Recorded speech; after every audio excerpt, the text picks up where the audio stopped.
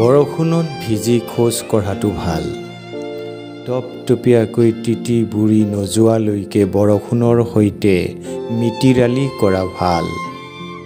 এই যে বৰষুণৰ পৰিমাণত আমি ভিজি থকাৰ ইচ্ছা কৰোঁ, ছাতি নোলোৱাকৈ খোজ কঢ়াৰ ইচ্ছা কৰোঁ, এনেবোৰ হেঁপাহে আমাৰ মনৰ খিৰিকীত টোকৰ নিদিয়ে জানো? হ'ব পাৰে মন লেহুকা, হ'ব পাৰে মন ঠুনুকা, সেইবুলি আমি জানো মনৰ কথাক আওকাণ কৰি চলিব পাৰোঁ?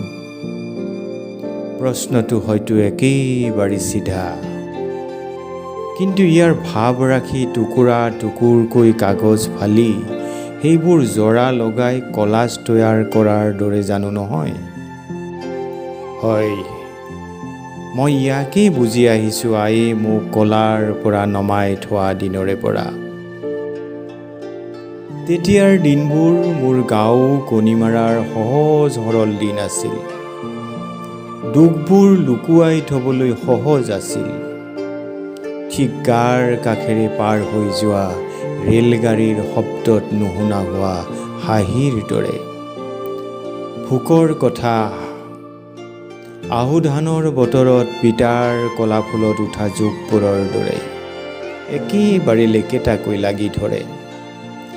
অথচ জোকডালক লৈতো বিৰক্ত হোৱা নাযায়। শান্তভাৱেই জোক আজুৰি পেলাই ধানৰ গোন্ধত আপোন পাহৰা হয়। কম কথা নে এইবোৰ? গাঁৱৰ সবাহত চক্ৰ জেঠাৰ মিচিকিয়াই পিতাৰ সৈতে কথা পতাৰ ধৰণটোৰ দৰেই মাথো মনৰ এখন খিৰিকী মেলি থবহি পাৰি। বাকীখিনি মাটিৰ তলৰ কুসুম ৰাগত যেন ফুলে মাধৈ মালতীহে। এইবোৰ তাহানিৰ কথা বৰষুণে ভালকৈ বুজে।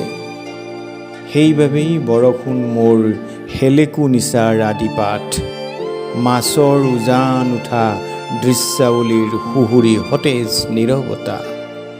মই চকুৰ গধুৰ কলাজত চকু পানী ওলোৱাৰ কুকভাখেল এখন বৰষুণতেই দেখোঁ। শুৱনি সময়, শোৱাৰ পৰিপাটি চিন্তাৰ এয়াই অমল ৰাগ।